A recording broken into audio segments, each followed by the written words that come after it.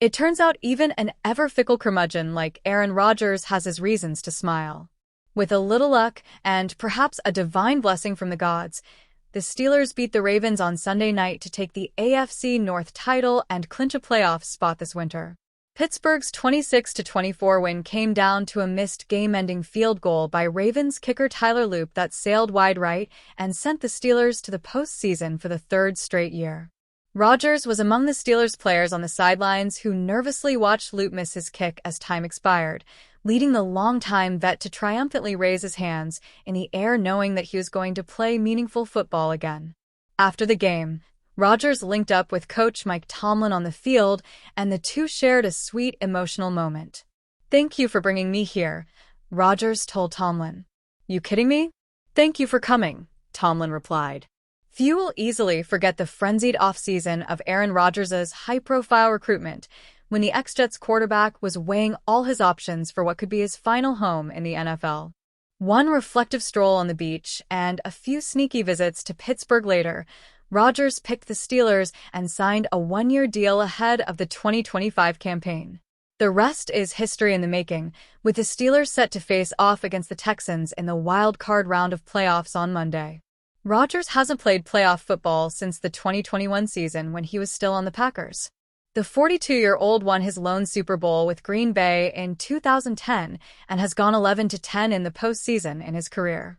Now in the AFC, Rodgers and his gritty Steelers squad will enter the stacked playoff field as underdogs but will be in prime form, having won 4 of their last 5 games to close out the regular season. "We're playing with house money. I don't think anybody wanted us to be here," Steelers DT Cam Hayward said after Week 18's thrilling victory. It goes without saying that the Steelers will need to the best out of Rodgers to stay alive in the postseason, though his teammates don't seem too worried about the veteran rising to the occasion. "This is my 5th year playing with him, and there's never been a time where I feel like we're going to lose it," Steelers wideout Marquez Valdes-Scantling said of Rodgers. "I've been in a lot of game-winning drives with him, a lot of big plays with him. That's why he's the best to ever do it." Just about everyone with the Pittsburgh Steelers is excited. Wide receiver DK Metcalf has officially returned from his 2-game suspension at the end of the regular season. That includes Steelers head coach Mike Tomlin.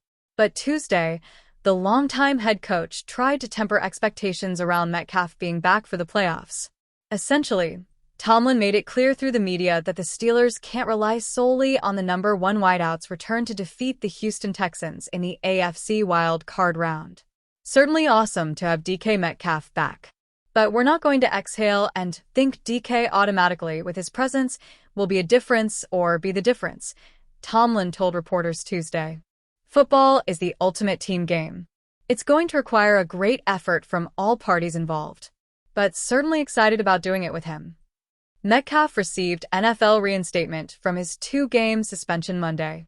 The 28-year-old missed weeks 17 and 18 after engaging in an altercation with a Detroit Lions fan on December 21. Despite missing the final 2 games, Metcalf finished with a team-high 850 receiving yards and 6 receiving touchdowns in 2025. DK Metcalf returning for Steelers-Texans matchup. Tomlin's message to his offense that Metcalf's return alone won't mean a victory over Houston is well warranted. But it's easy to understand why pundits expect a better Steelers offense with Metcalf back against the Texans. It was largely a frustrating past 2 weeks for the Steelers offense. The team didn't score a touchdown in its first 6 quarters without Metcalf.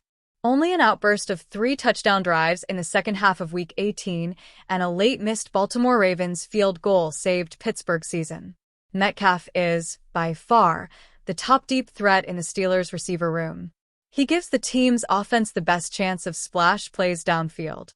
Metcalf also draws coverage away from other pass catchers who can move the chains with underneath routes. The Steelers are a lot better in the red zone with Metcalf as well. The past 2 weeks, the team scored touchdowns on just 2 of 6 red zone possessions. Could Steelers benefit from Metcalf's suspension? To Tomlin's point, though, one-dimensional offenses don't go very far in the NFL playoffs. The Steelers will need other playmakers producing Monday night to advance in the postseason. The good news is the Steelers might now have more confidence in some of their offensive role players since they stepped up without Metcalf the past 2 weeks.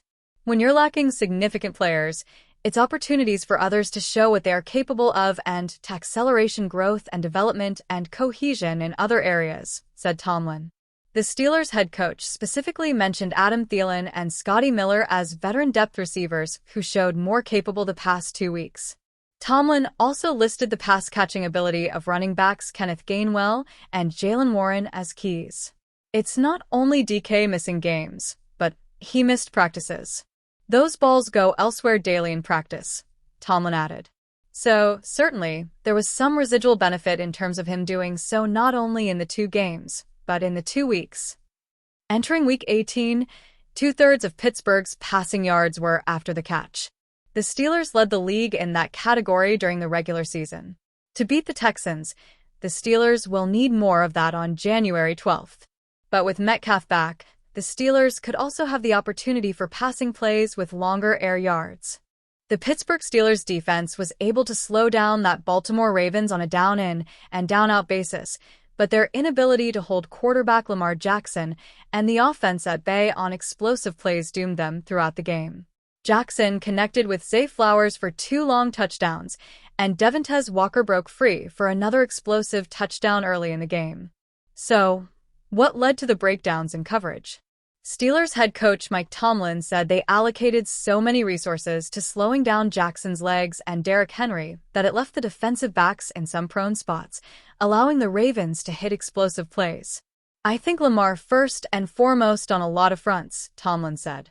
He makes you do some things schematically that could make you uncomfortable, but if you're trying to win moments in the game, you do what you have to do. Tomlin then pointed to the first touchdown between Flowers and Jackson, which saw Jackson slip out of a would-be sack by Alex Highsmith and Keanu Benton to instead score an improbable touchdown.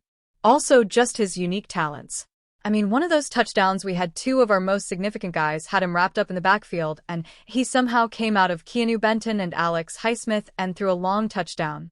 So his talents were directly impactful. His talents also dictated schematics at times. To put it succinctly, Lamar Jackson, Tomlin said. Tomlin said the Steelers chose a hill to die on and would play those aggressive schematics again in an attempt to slow down Jackson and the Ravens' offense. They knew they were hedging their bets in that regard. Tomlin admitted the Steelers could have played those spots better, but Jackson was the key to breaking the Ravens out of an offensive rut and creating multiple explosive passes.